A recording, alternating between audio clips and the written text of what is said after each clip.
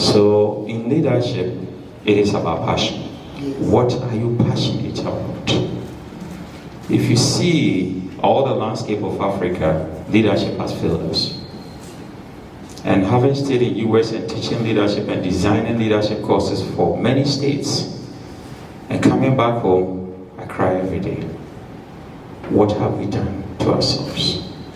If you look at the plethora of resources in the bellies of our land, and yet we can't feed our own people, we can't even trade among ourselves.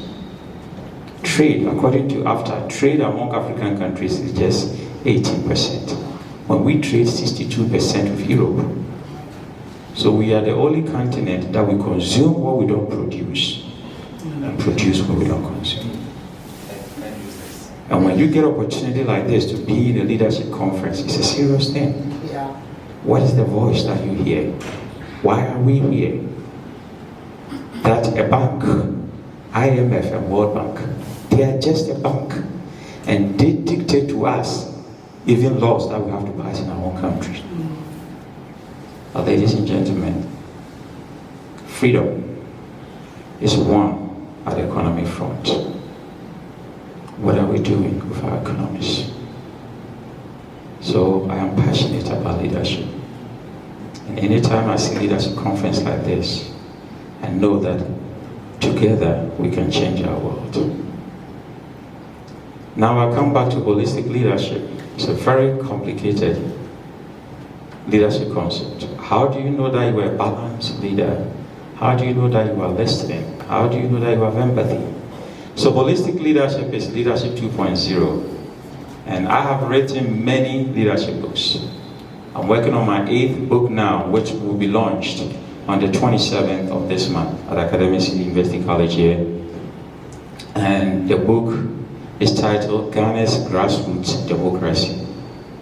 The suffering answers from delegates, candidates, spiritism, and renouncing citizenship. Our democracy is built on sand. It will never last. My research showed that we have over 75% of delegates who are complete illiterates, and they are selecting leaders for us. Why? Because the professionals are not engaged in grassroots democracy. And these individuals contesting will not want to deal with professionals because it's going to be difficult for them to bribe you. But these guys who are vulnerable, give them any money and they follow you and they vote for you. So I decided to write about it. For the past 2 years I've been working on that. 2 stories and I'll run out of here. First is about Jonathan. No, 3 rather. The first one was this leader, a regional chair of a political party in Ghana, who was campaigning rigorously for re-election. And when he was going out, the wife told him that she's sick. And the man said that, woman, I need to go and meet delegates because I need to win this election. When he went out campaigning, he came back and he was told that the wife has been rushed to the hospital. He went there and the wife was dead. Lesson learned is that when you want to do politics, don't forget there's a family at home. The second is about Jonathan. Jonathan was somebody who had an accident with the parents and his left arm was cut off. So all his life, what he wanted to do was to learn Taekwondo. And there were 3 instructors in the city that Jonathan found himself. So he went there first morning to a place and talked to the first instructor that said, I lost both parents in an accident and I had my left arm cut off. But I want to learn Taekwondo. And then the instructor told him, boy, I'm sorry you cannot do this because Taekwondo involves holding people, flipping and tangling. You can't do that because you don't have one arm. He went to the second one, he was told the same thing, so he gave up. And a friend convinced him that there are 3 instructors in the city, why don't you go to the 3rd person? So he went to see the 3rd person early in the morning, talking about holistic leaders. And that early morning, this man was sweeping the floor. So he said, I want to talk to the owner of this place. And he said, boy, talk to me, I'm the owner. He said, you are the owner and you are sweeping the floor? Yes, in America, we will never give you $25 million portfolio to run as a CEO if you cannot pick the chewing gum, the gum on the floor, or the piece of paper on the floor. If you can take out the little things, why should we give you the big things? So the man told Jonathan that you start training tomorrow. He said, are you serious? Yes, boy, start training tomorrow. But there's one thing I'm going to tell you. You always need to trust me. So Jonathan started the training the next day. For 6 months, he was being taught the same taekwondo skill. He was tired. He went to this instructor and said, I've been here for 6 months. You've taught me this same skill for 6 months. Even when I sleep, I dream about it. I'm tired. And the man said, whoa, boy, I told you to trust me. So I have signed you up for a national game. He said, this man must be joking. I know only one skill in taekwondo. And you signed me up for a national competition. He went, first game he won, second game he won, before he knew he was in the final. And guess what? Jonathan won the game, the national champion. So very elated, he ran to the instructor, hugged him, and he said, I'm so thrilled. What happened? That only one skill had become a national champion. And the instructor told him, son, the most difficult skill in taekwondo is what I taught you for the past 6 months. And in that skill, when you hold somebody, the only way they can get their head off the hook is to hold that individual's left arm. You don't have one.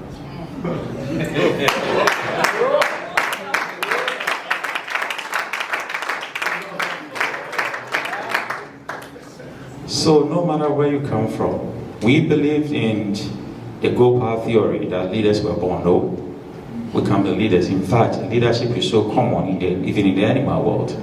When you see the bees that are making the honey that we eat, the one that can dance well is their leader. When elephants are moving, when baboons are moving, even ants, they have leaders among them. Recently, there was a journal published in the UK that showed that even mushrooms, they talk to each other. So leadership is common in the animal world. And the God who created us out of orderliness and leadership. But like I said, leadership has filled Africa. So if you are here, it's a big responsibility for us to change our world. My last story about holistic leadership. I used to give food to homeless people. And you know, the strangest thing you can find in America is people who are homeless. In the cold, sometimes -16. I live in the state of Wisconsin, Minnesota, -16, -20, -9, and people are sleeping in the cold. It was also the only place that I found that when you see homeless people and they are carrying a wheelbarrow, everything in the wheelbarrow is their entire property in their entire life. That's all they have. So the state governors will do something that I help them to do in leadership. Sometimes because of the coldness that will kill them, we give them a bus pass, so that they can sit in the bus just to warm them. So the bus will be moving up and down and they are just sitting in there. But one thing about people who are homeless is that they stink. Yeah. They do. So there was this woman who had finished university in Chicago. That time I was in Ohio, in Cincinnati. And one day I'll tell you my story. I nearly ran for a mayor in Cincinnati. But LGBTQ situation, because I'm a very conservative Christian.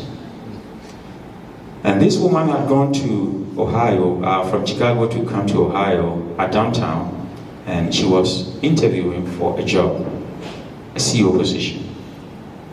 When she finished the interview, she went to eat at a restaurant. Now, when she finished eating, she realized that she's lost her wallet. So she doesn't have money. And then she said, can I work to pay for the food? And then there was a guy called Peter, not this one. A guy called Peter. This guy who was serving the food said, Madam, I'll pay for you. And the boy paid for this woman. The woman never forgot. One thing I know about God is that God never forgets. Because when you cheat the poor also never forget. And when the poor never forgets, God never forgets. So our leaders will steal from us. Those who are corrupted. Politics is like a stream, it dries. You will get sick and die from what you do to your own people. And some will pay 4 times what they've taken from us. Because with all the resources, you don't need to go and borrow money from anywhere. The whites need us. We don't need them. So this woman, Peter said that, Madam, I have paid for you. He said, you don't need to. But just a poor guy, serving food here. The guy said, that's my last money that I've paid for you. Fast forward. This woman has risen up from her new position to become the CEO in the tallest building at downtown Cincinnati. So the woman started looking for Peter, and she went to the workplace and they said, that boy has left a long time ago. He was fired for being late. In America, if you are late, even 1 minute, 3 times in a year, you are fired. Yes. We don't play with time. If you joke with time, time will joke with you. The bus comes at 10. If you are there 1 minute after 10, you will walk. There is time. So the bus can go just empty. They don't care. It is time that matters than the people. So there are a lot of cultural changes we have to do. Cultural changes. When Shakespeare realized that language is a big issue, he developed new 2,000 words so that English will be a powerful language. Now when we speak our own dialect, they call it vernacular. Vernacular means language of the common people. And we beat ourselves for speaking our own language. We make English compulsory at the universities, and agricultural science is an optional course. So you can speak good English, but then you are hungry. That is what we've done to ourselves.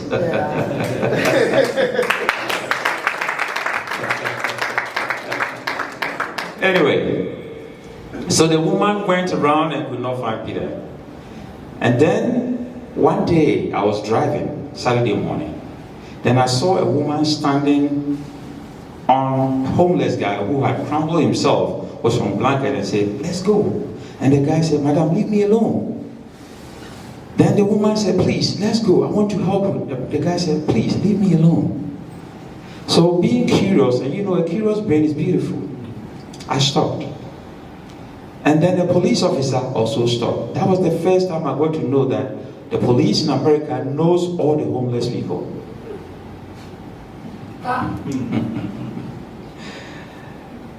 Then the police officer said, Peter, go with her. She's a good woman. And Peter said, leave me alone. All along he had covered his face with a blanket. So Peter was not seeing the person who is saying, let's go. So eventually, he was cold. He opened the blanket and saw this woman. I said, Madam, I don't know you anywhere. Leave me alone. And the woman said, I want to help you. So the police officer said, Peter, go with this woman. She's a good woman. So Peter reluctantly stood up. And then he followed the woman. That time I parked my car by the roadside and also followed.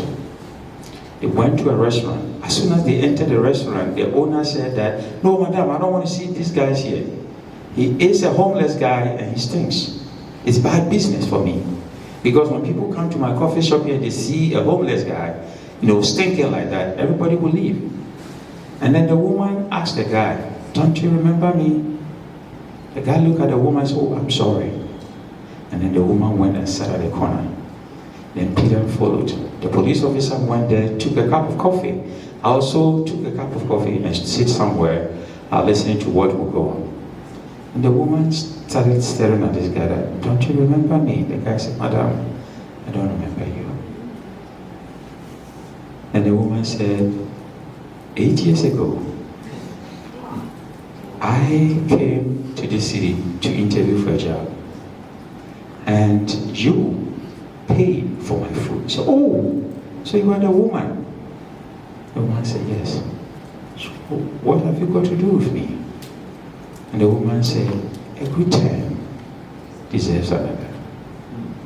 I have been looking for you for the past 7 years. Anywhere that I go, they will tell me that you are not there. Until somebody told me that you are homeless. So this is what I'm going to do. I am going to hire you at my workplace. I will give you an apartment and I'll give you some money to start life again. Having satisfied my curiosity, I left the place quietly in tears. in leadership, sometimes in Africa, we know how to welcome our leaders, but we don't know how to say goodbye to them. Most of our leaders have been treated badly. Some did their best, others did not. If you want to be a good leader, remember, you serve first and you lead second. Thank you.